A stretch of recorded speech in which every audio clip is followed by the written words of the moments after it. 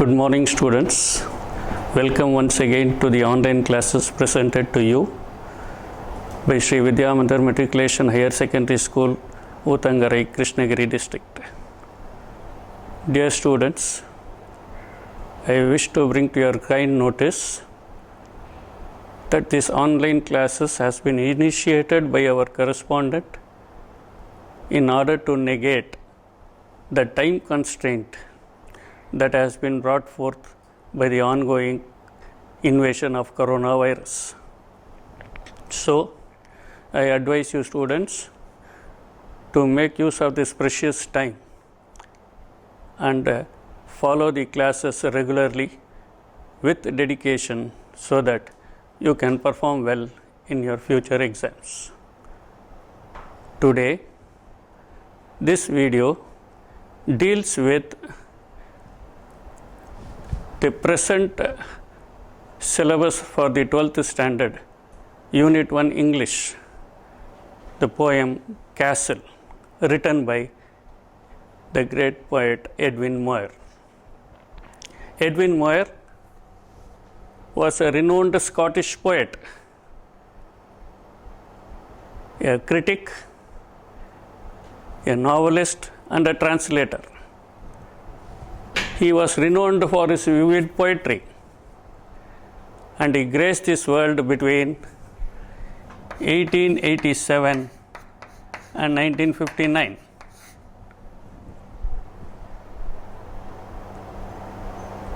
At the age of 14, his family lost their farm, and a few years later, Edwin Moir lost his father, mother, and even his two brothers. He was forced to work in a factory that crushed and burned bones into charcoal. After this initial and bitter experience of life and early struggle, he slowly started writing poems. This bitter experience helped him to write poems at later stage in life. He began writing poems at a relatively old age of 39 from 1925 to 1955. His first works and attempts at poem writing were the first poems and chorus of the newly dead. Over the years, he developed an individual and philosophical style of writing, which gained him recognition all over in later life. Some of his other works include Variations on Time Change,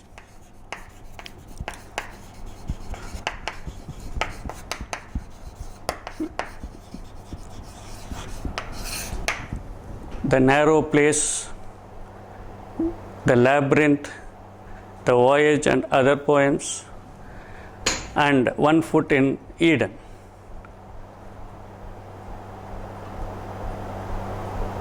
His style of writing became popular. From 1946 to 1949, he served as the director of the British Council in Prague and Rome. And in 1955, he was made the Norton Professor of English at the Harvard University. Through his writings and essays, the author Edwin Moir has left behind a very varied portfolio of work which showcases his skill in several fields. His life was exactly tied to the written word, fundamentally or basically tied to the written word. And his success in this category of art has assured him a stance as a staple of the modern 20th century literature and writing. This was something that we learnt about the author Edwin Moir. Now, moving further, let us look at some of the words used in the poem The Castle, so that through the glossary, so that it would help us to understand the poem better. Let us take a look at the glossary. Castle, the title of the poem. What does that mean, the castle mean? The castle refers to a large building with fortified walls, towers, battlements, and in some cases even moats. Here, the center of action in this poem takes place around a castle, and so it has been rightly titled The Castle. Turret wall. Turret wall is a small towers that we can find on top of the castles. On top of the castles, you might find turret walls through which the soldiers will stand and watch the movement of the enemies. Mowers. Mowers are people who trim the grass and level the lawn. Provender. Provender means food, fodder. Towering battlements. They are the tall towers with openings to shoot down the enemies. The soldiers hide in the openings and shoot down the enemies from these towering battlements. Tier. Tier is a series of rows or columns placed one above the other. Foothold. Foothold is a place where one places a foot to get a firm grip or to advance further. It is an advantageous position. Quick. In this poem, the word quick doesn't mean take its literal meaning. It takes the contextual meaning alive. Bait. Bait is something which is used to lure or entice someone to do something. For example, we use coconut as a bait to catch the rat, or we use earthworms to bait as a bait to catch the fish. Wicked. Wicked means cruel, something which is morally wrong. Wicket gate. A wicket gate is a small gate made out of a larger gate. We would have usually seen this even in pictures where people come out of the prison through the wicket gate. It is a large gate out of which there is a part of which there is a small gate through which only one person is allowed to enter. That small gate is called a wicket gate. A wizened warder. An old or aged guard is called a wizened warder. Going further, treacherous. The word treacherous you should be familiar with. It is disloyal, somebody who is not loyal. Groan. Groan is a lament, a cry of pain or suffering. Maze. A maze, it refers to a winding, confusing, intricate paths that are present inside a tunnel, inside a castle. Overthrown. Overthrown means conquered or defeated. He was overthrown in the fight very easily. He was defeated in the fight. Maintain. Maintain here means believe. And finally, the word citadel. Citadel is a strong and safe fort or fortress which can be surrounding even a city or a small area. These are the words that are found in the glossary and the poem, which you should be thorough with, so that would help us to understand the poem better. Moving over, students, now let us look at a gist of the poem, The Castle. The Castle is a short poem comprising 6 stanzas, each stanza having 5 lines.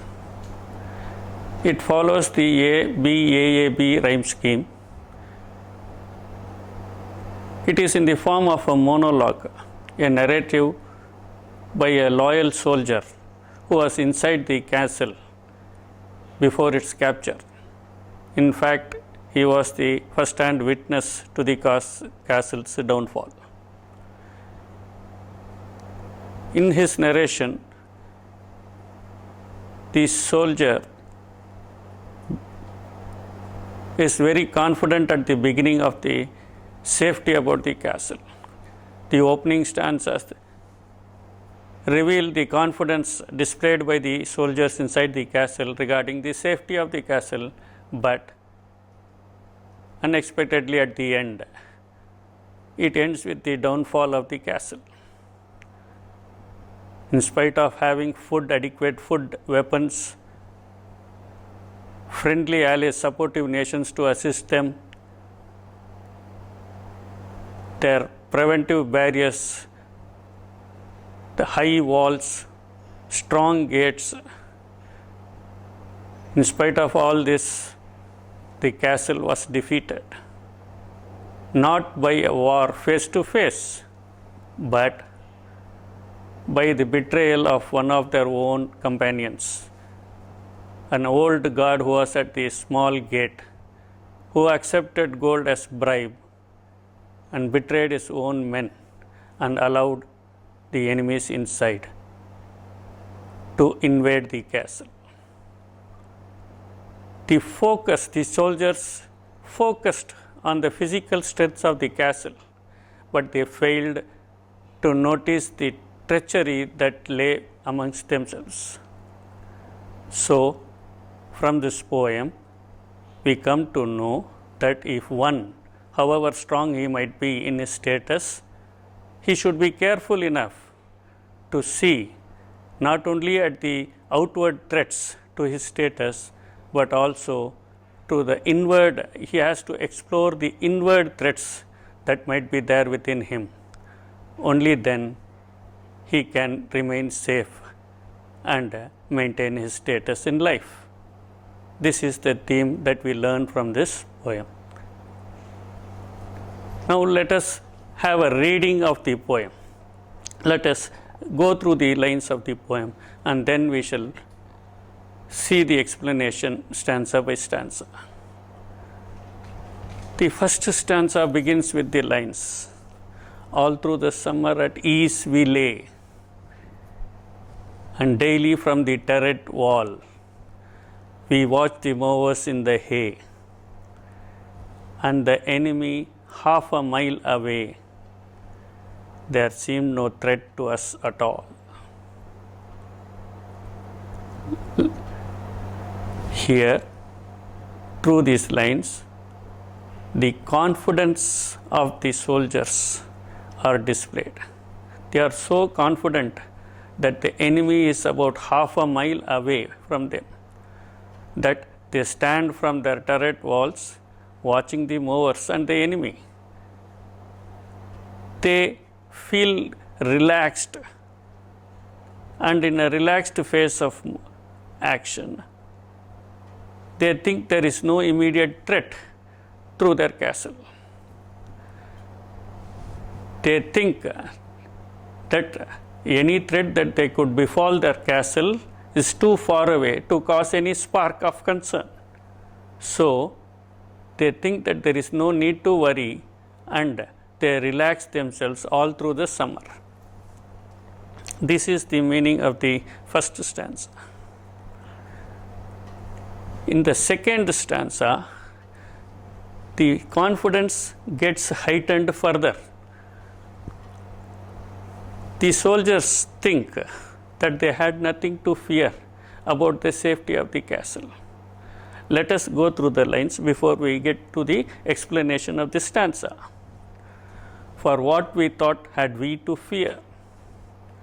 With our arms and provender, load on load, our towering battlements, tier on tier, and friendly allies drawing near on every leafy summer road." We see that the confidence of the soldiers is heightened. The level of stress in them is reduced. They are stress free. They have no fear. They think that they have no fear as they find no threat to their castle. They have plenty of arms and food available inside. Their towering battlements, those places, the towers from which their soldiers are watching the movements, whether any enemies are coming to the castle, tier over tier. They are battle ready and keeping a vigil watch.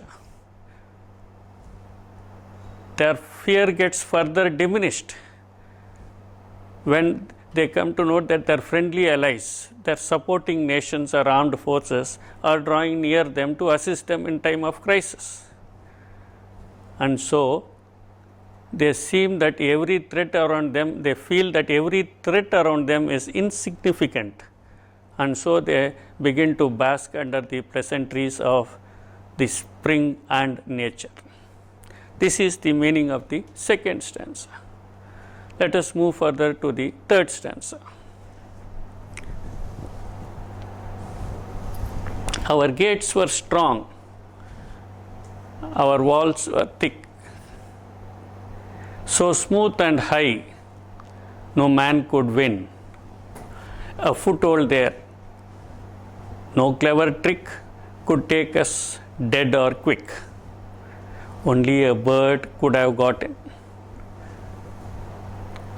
In these lines, they add on to the description of why the confidence of the soldiers was so high. They talk about the strength, physical strength of their surroundings. Their gates were very strong and their walls were very thick and high. They were so high that no one could climb them and enter the castle. No man, it was not possible for any man to climb that high, steep walls. It was so safe for them. No trick. The enemies could never play any trick or they lay a trap to capture the castle. It was situated at such a height that only a bird could have entered it easily and not a man. This is the meaning of the third stanza. Now, moving further to the fourth stanza. What could they offer us for bait? Our captain was brave and we were true. There was a little private gate, a little wicked gate. The wizened warder led them through. Here, the fourth stanza reinstates the confidence of the soldiers. It says that nothing could be offered to them as bait. Nothing, they could never be enticed or lured into anything that could lead to the capture of this castle. Their captain was very brave and they were very honest and true to him. And so they thought that there was nothing that could endanger their castle. But this fourth stanza ends with the beginning of the downfall of the castle. It says that there was a little private gate which was watched by an old wizened guard, who betrays them. He accepts gold as a bribe and lets the enemies in, which was totally unexpected from the soldiers inside the castle. So, this is the meaning of the fourth stanza. Moving over to the fifth stanza of the poem. Oh, then the maze of tunneled stone grew thin and treacherous as air. The cause was lost without a groan, the famous citadel overthrown, and all its secret galleries bare. Here, the castle was captured because of the betrayal of the wizened warder. the man who accepted a bribe from the enemies and permitted them to enter the castle. He allowed the invasion. Once they invaded, the castle, which was once a strong and safe place for them, now became a maze of tunneled stone. The castle, which was once previously noted to be strong and safe and sure, now became problematic and ineffectual because of the entry of the enemies inside. The people, the god who was familiar with the intricate and confusing paths inside, had made the enemies to assess them easily. And now the people inside the castle, the soldiers inside the castle, were unsafe, became unsafe. The walls, which were once thick, now became thin, and it grew treacherous. In fact, it was difficult for the soldiers inside to navigate themselves through the tunnels and halls and corridors of the castle, because they did not know where the enemies were inside. They were subject to sudden attacks from them. The castle, which was acting as a boundary for their safety, now became an obstacle which prevented the soldiers even from fleeing. So, this act of betrayal by the old god put the soldiers inside the castle into great pain, and they were so shocked by the unexpected betrayal shown by the warden that they put up such a poor fight. They were easily overthrown by the enemies. The capture of castle became imminent, and all the possessions and belongings that were kept, treasuries that were kept inside their secret galleries, were captured by the enemy. The famous citadel was ultimately overthrown. Moving to the last stanza of the poem, how can this shameful act be told? I will maintain until my death. We could do nothing being sold. Our only enemy was gold, and we had no arms to fight it with. These are the concluding lines of this poem, where the loyal soldier feels shameful, feels ashamed even to reveal the shameful act committed by that violent warder, that greedy, corrupt and disloyal warder who accepted gold as bribe and let the enemies in. He says he is in such a pathetic position that he is unable to reveal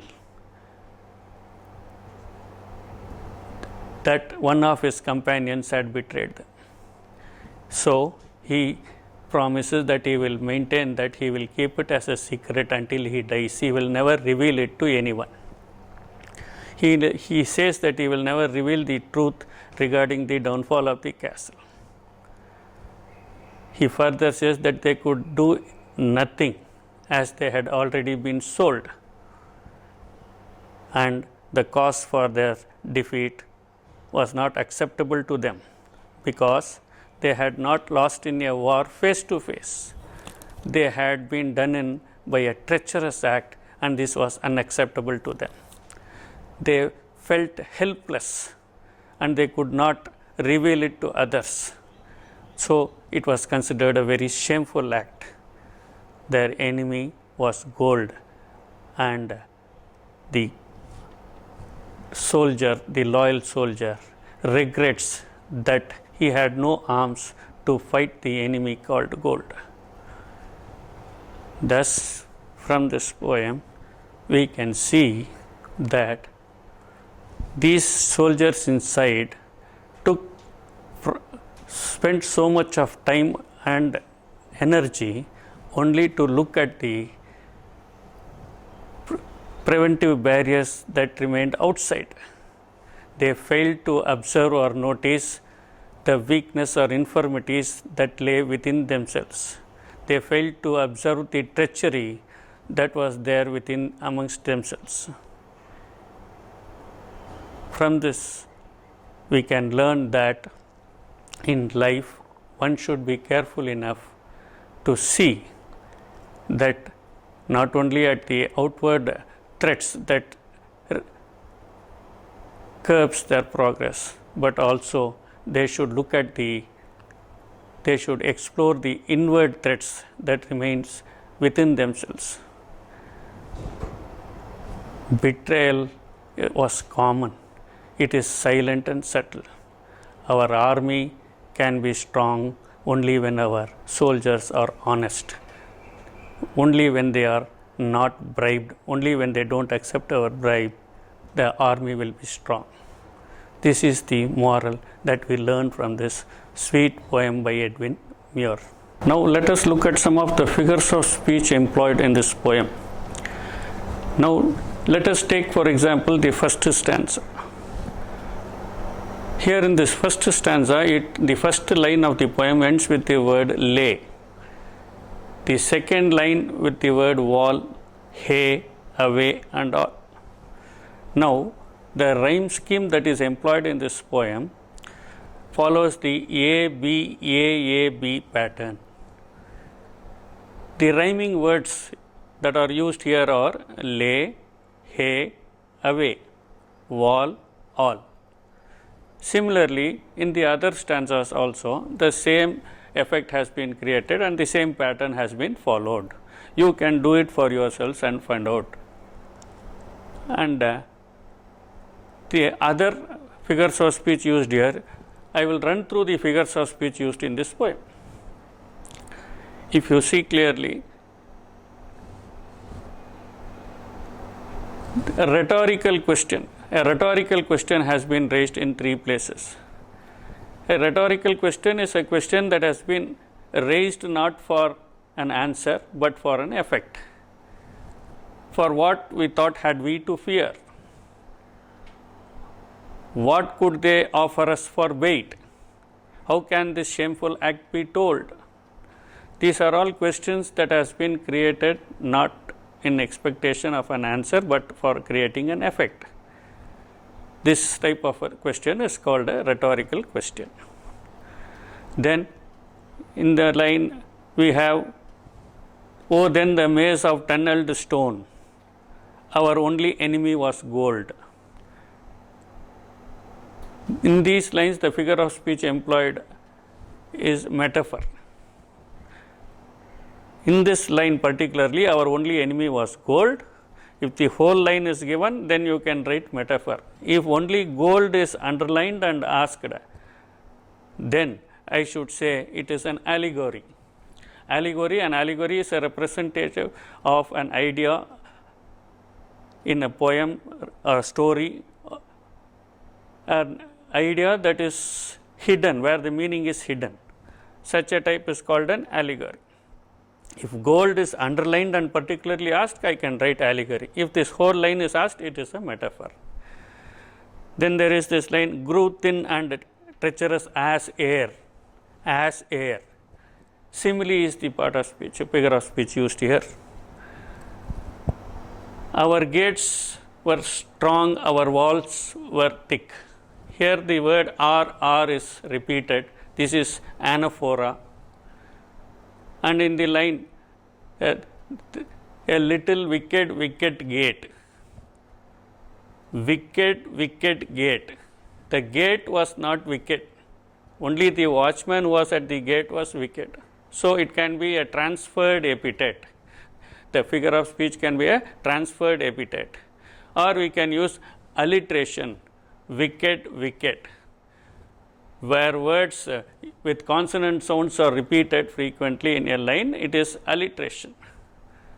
You can see wizened warder. There will be a line, the wizened warder led them through.